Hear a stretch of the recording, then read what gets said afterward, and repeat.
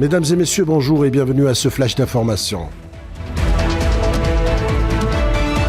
Le président français Emmanuel Macron a annoncé le retrait des troupes françaises du Niger d'ici la fin de l'année et le retour imminent de son ambassadeur à Paris. Ce retrait des 1500 militaires français basés au Niger, qui était avant le coup d'État du 26 juillet l'un des derniers alliés de Paris au Sahel, intervient après ceux du Mali et du Burkina Faso, où la France a déjà été poussée vers la sortie par les gouvernements de transition.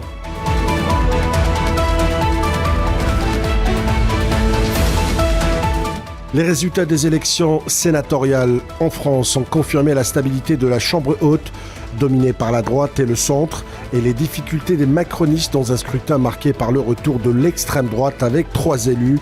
À 8 mois du prochain grand rendez-vous électoral des européennes, 170 des 348 sièges des sénateurs étaient à pourvoir pour 6 ans au scrutin en direct dans une quarantaine de départements.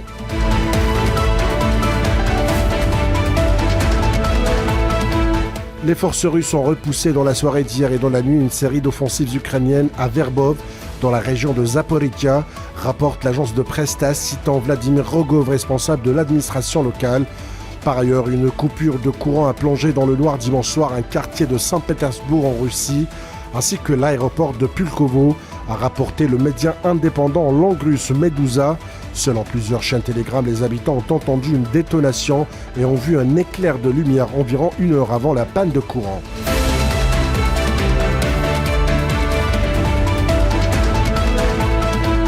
Pékin estime qu'il est nécessaire de mener une enquête objective et professionnelle des explosions des gazoducs Nord Stream. C'est ce qu'a déclaré le porte-parole du ministère chinois des Affaires étrangères, Wang Wenbin, répondant à la question du correspondant de TASS de commenter l'enquête sur les sabotages des gazoducs.